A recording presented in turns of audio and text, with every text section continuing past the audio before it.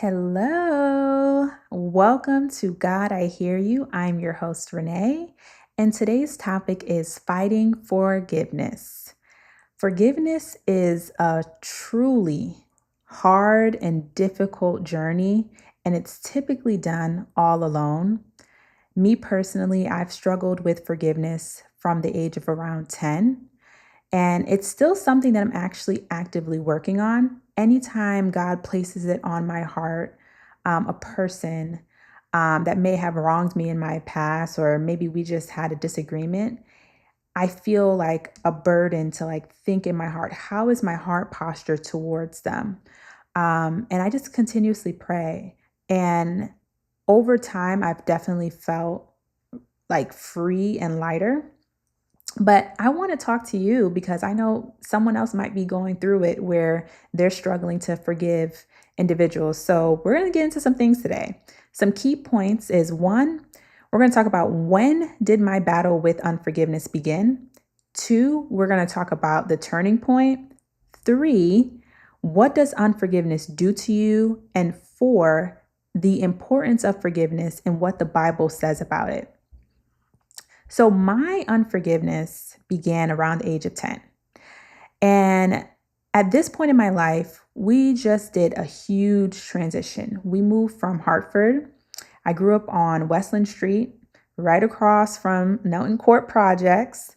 I was living in a 2-bedroom. So it was my mom and dad in one room and my brother and I in the second room. So with him going to 6th grade and me going to 4th grade, my parents knew it was time for us to have our separate rooms. So they move us to Bloomfield, and now we're living in what is considered the suburbs. And so one would think that moving to the suburbs, your life would be like, yay, white picket fence. Oh boy, we got a rude awakening. So how my street was, it has a bit of a hill. We lived right on the hill. Above the hill, we weren't cool with anybody. Below the hill, we were cool with everybody. So everyone above the hill, it was like a gang. It was like absolutely gang-like behavior. They decided they wanted to bully the new kids on the block, mainly my brother, but because they were bullying my brother, I got a lot of the, I guess, overflow of it. So there would be times where we would just come home. My parents weren't home yet, and they would just come to the house, throw rocks at our window, show up at our house, do things to just bully. At one point, I remember my brother was playing outside. Next thing you know, he's shot in the arm by a BB gun. Just crazy little things, but actually things that could really break a person. There was a moment in which they even came to our house and spray painted the boonies on our house, just treating us like garbage for no reason. We got made fun of for the clothes we wore, for our skin tone. And at that moment, which is actually crucial, I didn't recognize that there was a difference between light skin and dark skin until I moved to Bloomfield. When I was at Jamoki, it was a pro-Black school. We sang the Black national anthem at basically every event, and we just loved each other. Everything was just so positive and pure. So I'm coming into this, and I am like really shocked, and I'm like, wait, being dark skinned is a problem? Like, what's going on? So there was a lot of mental bullying, making fun of people's hair, like, oh, you don't got a perm, just everything that you could possibly think of. But there was a lot of physical, and the physical, my brother took the blunt of. So me being his sibling, going on the bus with him, hearing what they're doing, seeing the bullying, and he's always fighting for himself, and I'm always fighting for my brother too. It just, the anger started festering. I became so angry, to the point that I could black out when someone got me angry. And my brother was experiencing the same thing. So also very angry, lashing out, getting suspended, high drive for violence, like that was his response was quick. He didn't do the whole talking back and forth. He was ready to fight. I was more of a talker.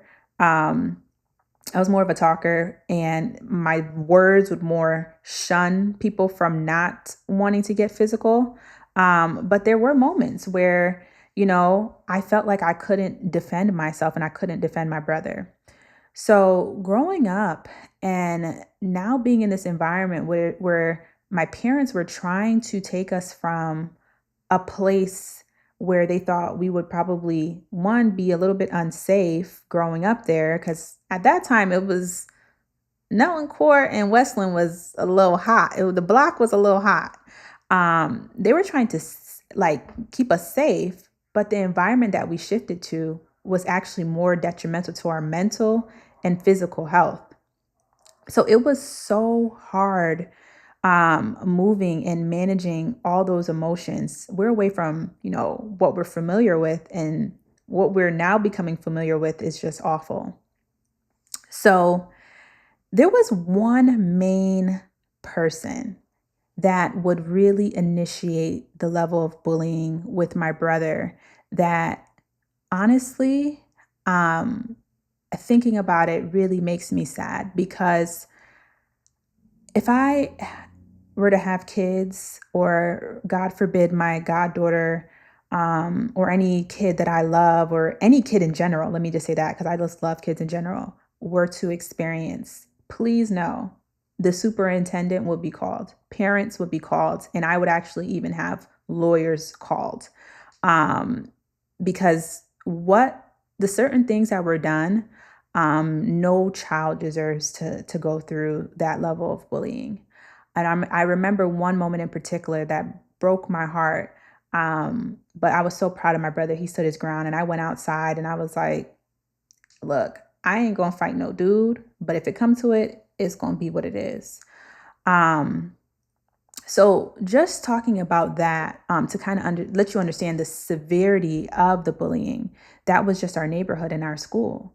And I started to find that not only was the bullying in places that we were supposed to be safe at school, we were supposed to be safe in our neighborhood, it started to bleed into church. We started getting bullied at church. And I wouldn't even say bullied, but the picking on, for things like the same things: skin tone, our dad's profession of being a taxi driver, anything you think of. They just started bullying us for that, started making fun of us. So at this point in our life, our anger is on 10. All you had to say was one thing, and we were ready. I was blasting you, cussing you out. And the friends that I hung out with at that time, love them dearly still. If I was mad, they were mad. Um, so we just had a lot of built up anger, because every environment that we felt should be safe was not safe. The only safe points we had was our parents and ourselves. And my mom, knowing everything that's going on, her heart is broken and she's trying to create a solution, but solutions can't come quick when, you're trying to get your child to go to a magnet school. You have to put them in a lottery. So she was doing everything that she could with the limited resources that she had. So at this point, my anger is very high. I could probably say, when I say the word hate, I probably did hate a couple people, especially people that were the lead people in the bullying and, that sort of behavior. And I remember going to the Windsor Carnival. So by this time, I am now not in Bloomfield School. I'm going to classical now. Things are a bit better there, but I do have some walls up. And people will tell you, like, yeah, Renee, she used to be a little mean. I definitely had some walls up. And I remember being at the Windsor Carnival. I haven't seen anyone really from Bloomfield for a couple years now. And I remember seeing the person that was the main leader of the bullying of my brother. I remember seeing him. And of course, I wasn't going to say nothing, but he tried to speak to me. And that's where it went downhill. When I tell you, I can't even describe the level of anger I felt. And at this point, I'm hanging out. I'm one of the I'm one of the cool kids. At this point, I done got the roller wrap with the, you had to put the little bandeau over the roller wrap. I done had the side bag with the Coach sneakers, Hollister sweater on. I'm one of them girls now. And I remember seeing him and everything shifted. Everything shifted. I went from being super happy to being enraged. And I just couldn't believe he would even have the audacity to try to speak to me.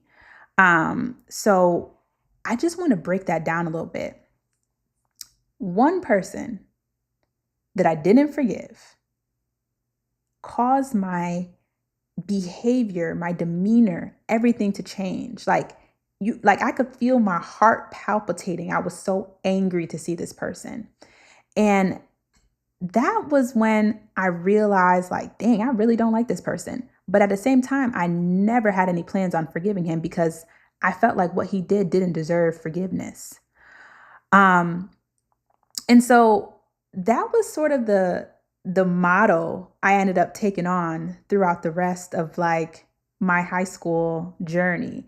I wouldn't forgive people when I heard something bad happen to them. I'd be like, oh, good, he in jail, good. Oh, okay. Okay, that's fine. Oh, she got cheated on. I took on that sort of mentality of, if you did something to me or my friends, I was happy. I got gratification when I heard something negative was happening in their life. And that was just something that, I'll be honest with you, it really, when I would see like, oh, free so-and-so, I'm like, oh, his life is terrible. Good. He deserves his life to be terrible. And I would just fester that. And even like the music I would listen to would even give me like extra boost. I remember when Rick Ross in 2011 dropped the album God Forgives, I Don't. When I heard that album, I said, he forgive, I don't. And that was something I took on with me for years because I never understood the importance on forgiving for me. Whew. So think about all of that. I was an angry person, but you know what? Thank God for grace. Thank God for favor, because there was a turning point. There was a turning point in my life. So this was definitely high school. And this is when I started to recognize that I had anger problems. Keyword, anger problems. Didn't take on the unforgiveness part. I remember we were all at my friend Josha's house, and her grandmother, we call her Miss Joni. That was like a third grandmother to me. She was the type of person that when she said something to you, she would get you all the way together. Like if Miss Joni said it, she meant it from her heart. And sometimes it would come off harsh, but you knew the intent. So even if you didn't want to listen in the moment, you would be like, mm-hmm, mm-hmm. So my group of girlfriends at church, we were a little bit problematic, just a smidge.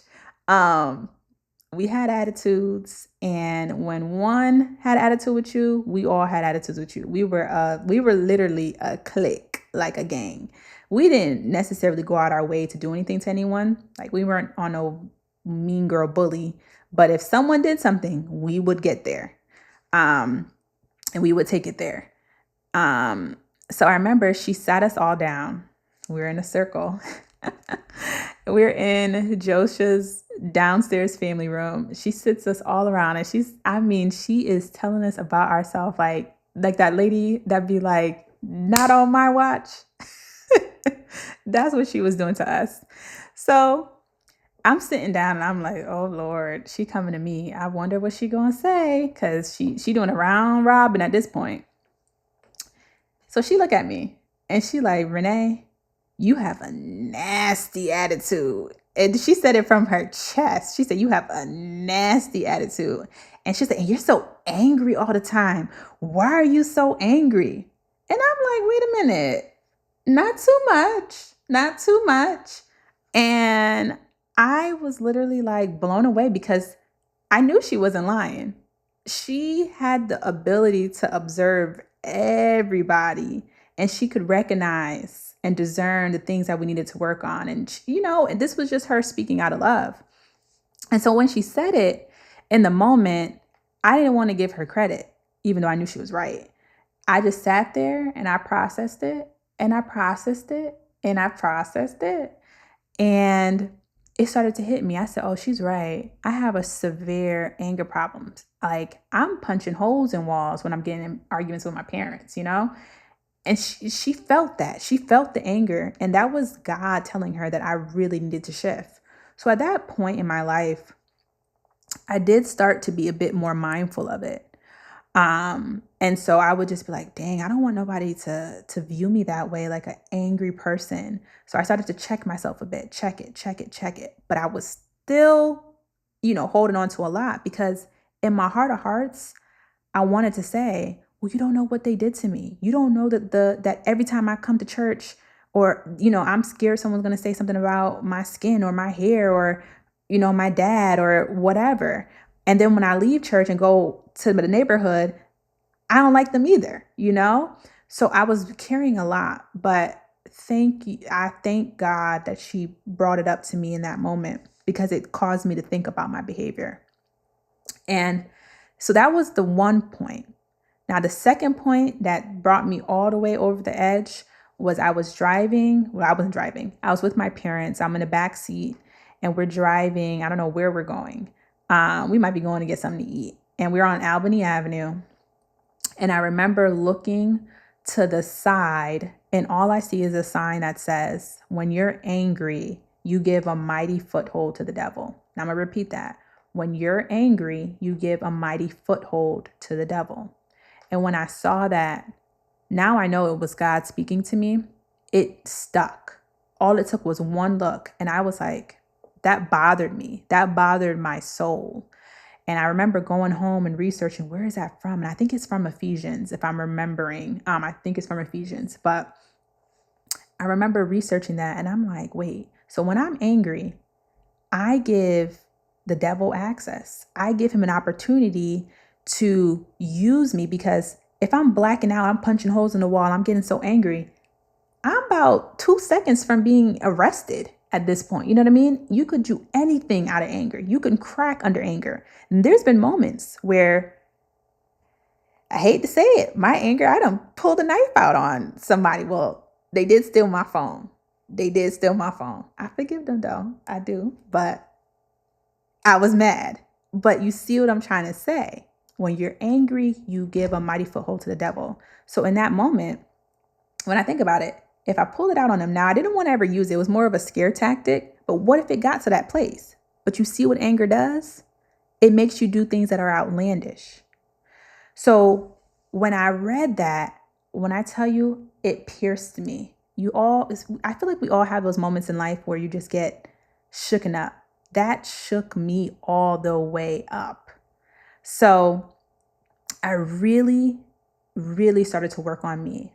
And I mean, 360, to the point that when I actually graduated from classical, I ended up getting the most changed person.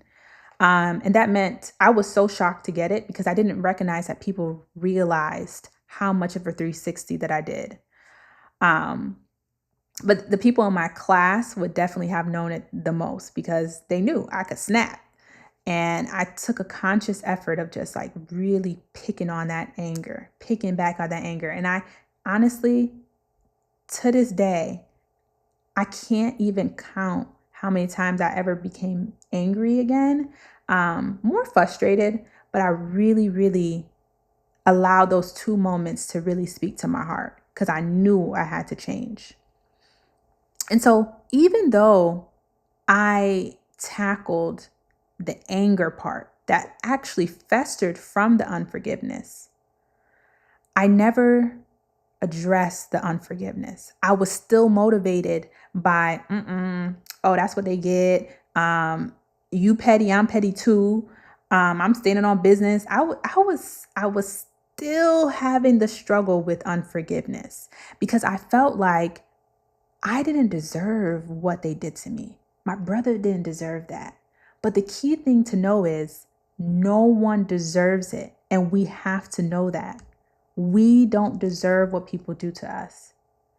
But you know who else didn't deserve it? Jesus didn't deserve it.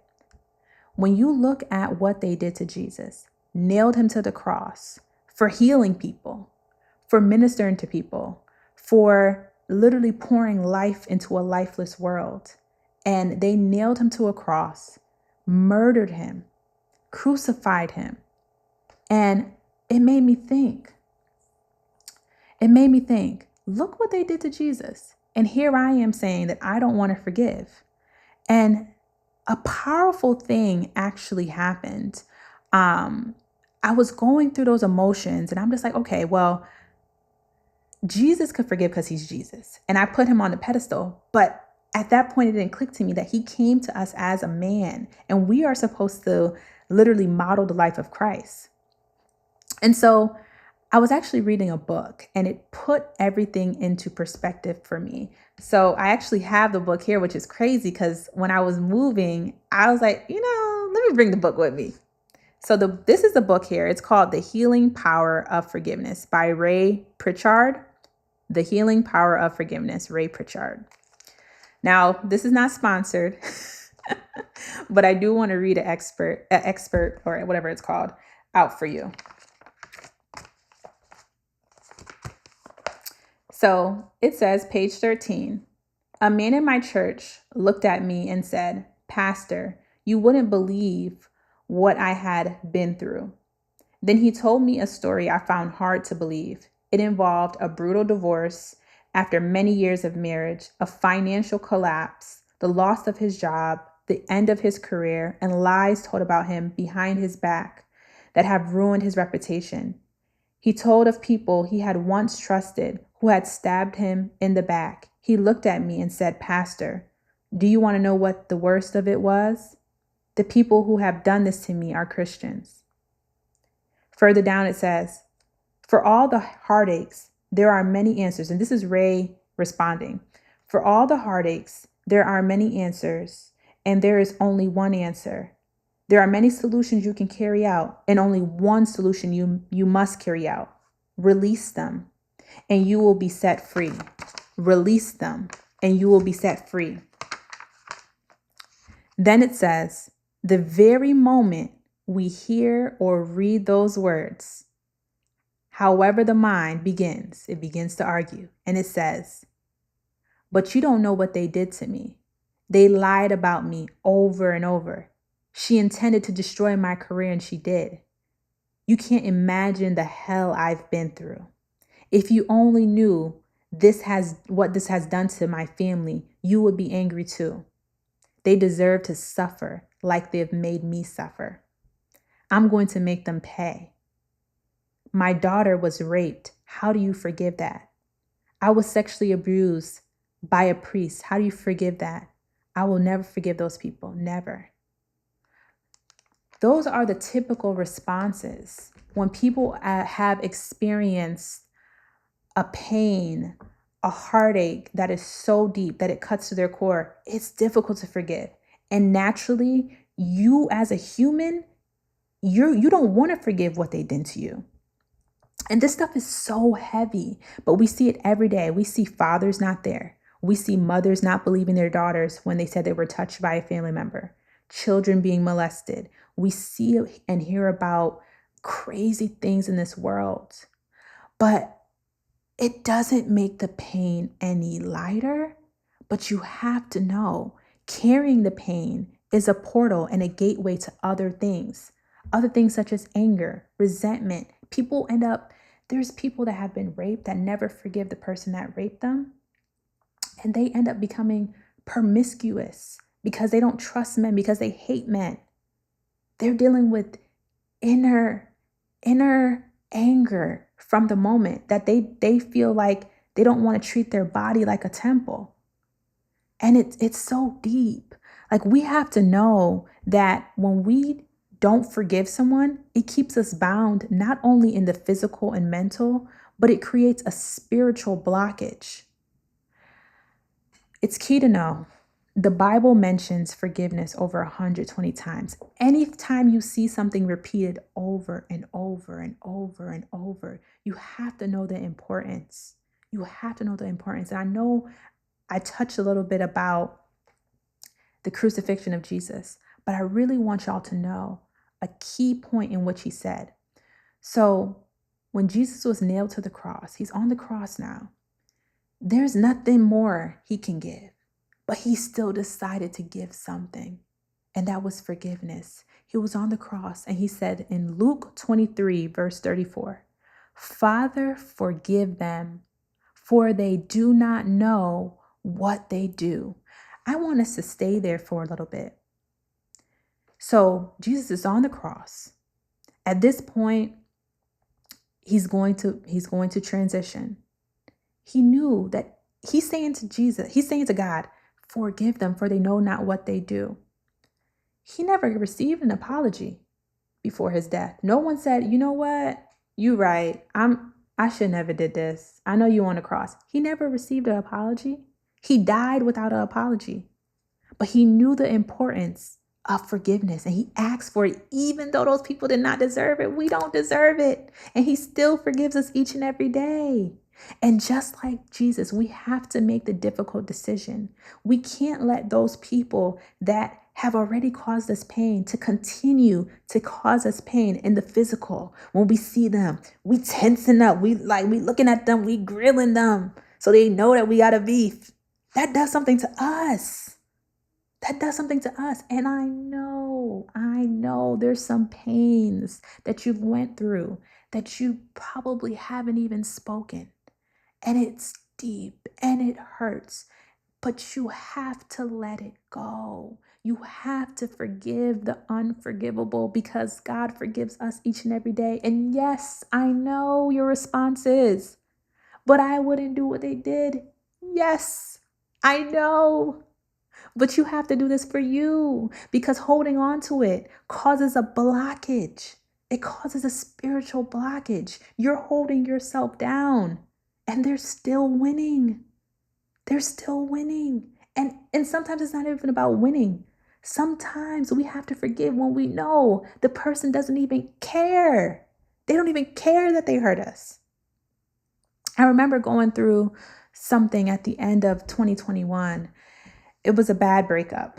I was dating this guy for 2.5 years, or a little over 2.5 years. And no one could have told me it would end the way it did. I put this person on the highest form of a pedestal when it came to character, when it came to everything. Fabulous. I loved his family. I was engulfed in his family. I really felt genuinely happy. Now, nothing is perfect, but I said to myself, like, wow, like I really felt blessed. And I remember being completely blindsided, not knowing it was coming. And I remember sitting on the couch, and he turned over to look at me and just told me, I'm breaking up with you. And the reason that he provided was not correct. It was not truthful. And I always can kind of pick when people are lying to me. It's just a thing of mine. And so when I kept saying, I was like, are you sure that's the reason? I remember I kept telling, I was like, are you sure? I was like, are you sure it's not someone else? And he was like, no. Gave me every reason but that. But of course, me being who I was, I wanted to get to the bottom of it. And I remember going to his place, because at this point I'm working from home, like flexible. I think I was flexible at this point. And I went to his place because I said, I know he lying. I said, I know he lying. I want to find out something. And I was like, if I go there, I could find some evidence of something. So when I walk in the door, because at this point, I still have his keys and everything. He gave me keys to his place. I walk in and his laptop is open. MacBook is open, no password. And I said, oh, it is my time to shine. The Federal Bureau of Investigation, FBI agent Nay, is in service. So I'm in that laptop And oh, girl, was my feelings hurt.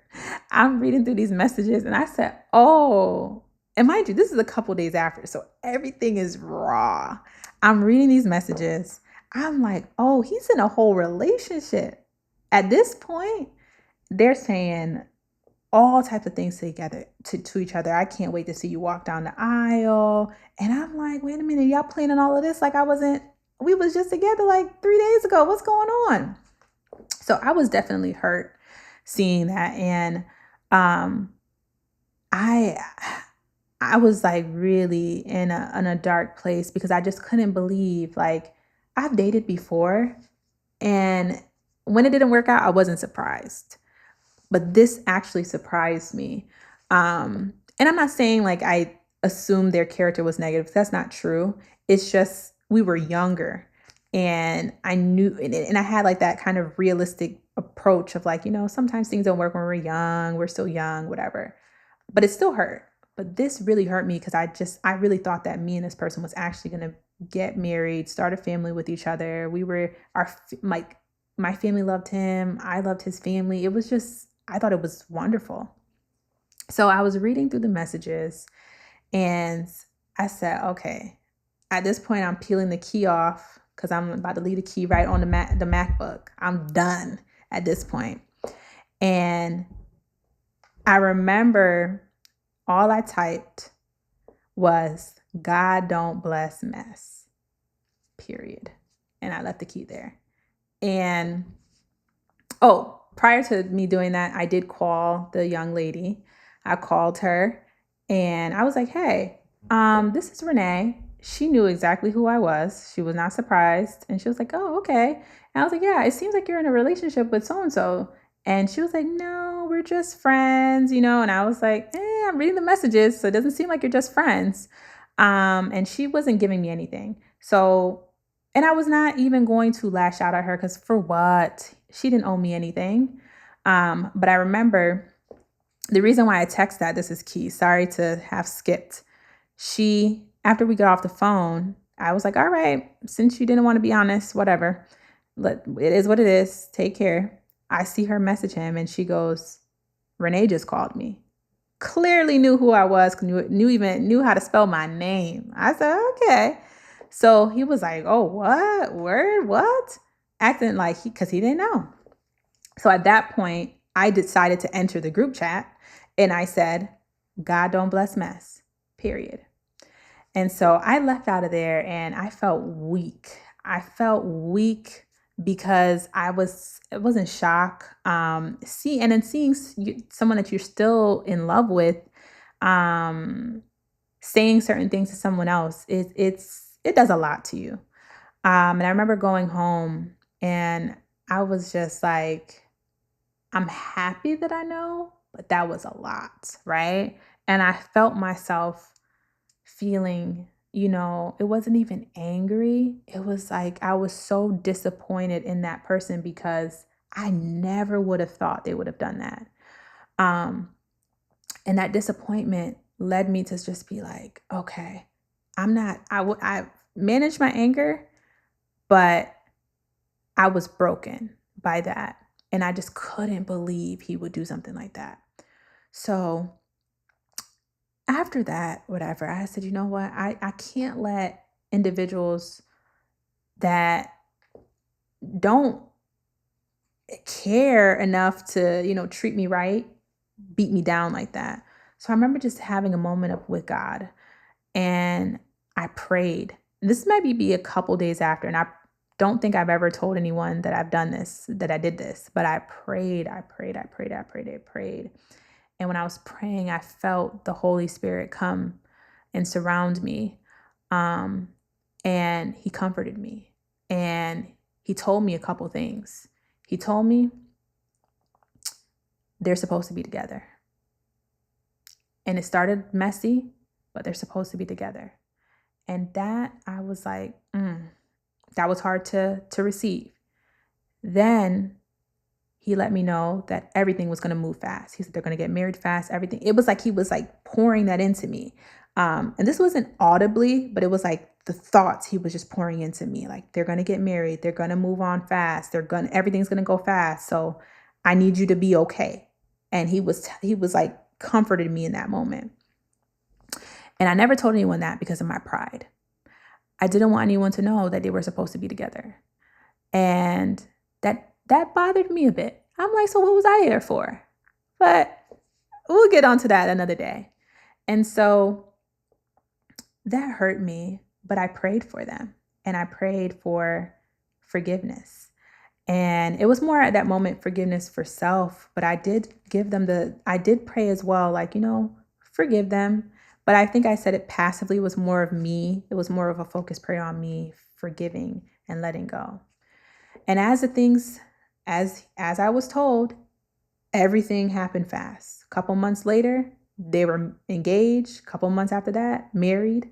And it did hurt to see because I was checking, which isn't healthy and I don't encourage it. But in that moment, I would think I was checking to see like, wow, is it really going to happen that way? But it was, because God already told me. He told me everything was going to move fast. And so I say all that to say is that I did forgive them, but here's where God really tested me. He tested my gangsta. He was like, let me see what type of time. Let me check her heart real quick. And so I literally, at this point, that happened the end of 2021 in December. I moved to Chicago 2023 of November. So it's been a minute. And I have not been checking in or paying attention to anything they have going on because I really did move forward with my life. And I remember one day coming home and I walked in the door and I had a heaviness, but it wasn't a heaviness of like, I felt like an unclean presence. No, it was a heaviness from God. And it was, you need to pray for their marriage. You need to pray for their marriage. And I'm like, wait a minute. Okay. This is where I draw the line. You already know. You know me. You know me. I'm like, why can't you have someone else pray for them? Like, I forget them, but now that's doing too much. Like, pray for their marriage? What? You want me to do all that? I'm like, get somebody else to do it. And he was like, you need to do it. And when God wants me to do something, he will press on me like a panini until it gets done. And I remember praying for them. Like, I'm praying for them and it hit me. I said to them, God don't bless mess. And it was like he put that in my mind of, yes, they were meant to be together, but it didn't start off right. And I need you to pray all that off. Because regardless of anything, if they're meant to be together, that means that their union needs to be ordained by God. And no matter if or what or why, it don't matter. I got to do it. So I remember sitting there and I'm praying. And when I tell you I'm praying for them, I'm praying for their marriage. And I'm like, out of all people, why me? But I prayed with a heart of, this is what God wants me to do. And I prayed and I said, God, I know it started off messy. I know how the devil operates. He hates unions, but I'm asking you right now to block it all out. I'm praying for them like I'm praying for one of my actual friends' marriage. And I recognized in that moment what God was doing with me. He wanted me to have the ability to pray for people that have hurt me, because that's not something I would do. I would be like, all right, I forgive you, but I ain't going to pray for you. He wanted me to do that. He was building my character in that moment. And I say that to say, it is so important to forgive. When I did that, I felt light. When I prayed for their marriage, and I felt like it was something that needed to be done. And I know that you're probably listening to this like, girl, you are better than me. But I'm not. I still have my struggles. And I just want to encourage you. I know that there's some hurts that you've experienced that are so deep. that is so painful. And there's some things that I went through that I still am not ready to talk about. But forgive, because when you don't forgive, it takes away from you. It really does. And forgiving doesn't mean you have to be talking to the person or locked in with them or be around them, but forgiveness is just for your release. And I want to tell you, Matthew 6, verse 14 through 15 says, "For if you forgive others their trespasses, your heavenly Father will also forgive you. But if you do not forgive others their trespasses, neither will your Father forgive your trespasses." And you have to know this. Why you can't hold on to the unforgiveness? Because you want God to forgive you. Sometimes we act ugly. Sometimes Renee don't always do the nice thing. Sometimes you don't always do the nice things. And yes, if we're going to calculate what they did was crazier, don't even measure it. Because if God was to measure us, where will we be? Where would we be right now? If he was to say, okay, Renee, today's your last day. I'm judging you today, heaven or hell. Make sure you forgive, because you don't want that person that did that to you be the reason that you don't go to heaven. Release and be free. Release and be free. The enemy wants to keep you. He wants to keep you in a dark place. He wants you not to forgive because he knows when you don't forgive, that pain, it leads into other things. It leads into anger. It can lead into, you completely changing who you are. It literally boggles you down. So forgiveness is not for the other person. Nothing is about them. They don't even got to know that you forgive them. Forgiveness is for you. For you. So let me tell you this. I want to encourage you. If you're struggling with forgiveness, I want you to write this down. I'm going to type it up too. Hopefully I can figure out how to put it on the screen somewhere. I'm still trying to figure out how to do all this, but forgiveness is for you. And I want you to pray this, Jesus, and say it was, listen, write these people down. Write the things you've been through down and start with yourself. And that's key too. Forgiveness is also with yourself. Sometimes the hardest person to forgive is yourself. I've been there. I've done stuff that it took me multiple times in conversations with God, months, to actually come to the point that I forgive myself. So I wanted to put that out there. But if you're struggling with forgiveness, write it down. Write the stuff down that you don't forgive yourself for, the other people, whatever it is, write it down. Say this prayer. Jesus, I'm struggling to forgive blank. Please open my heart to forgive. Please remove the blank I feel towards this person. Jesus, I ask that they recognize their shortcomings and also seek your forgiveness. Even if they never apologize, Jesus, I place them in your hands, in your will. Last, Jesus, forgive me for having blank towards them, resentment, anger, whatever it is. Wash me, renew me, and free me from the bondage of forgiveness.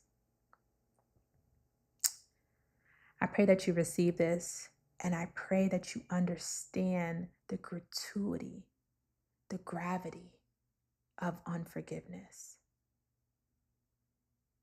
I love y'all. Y'all be good.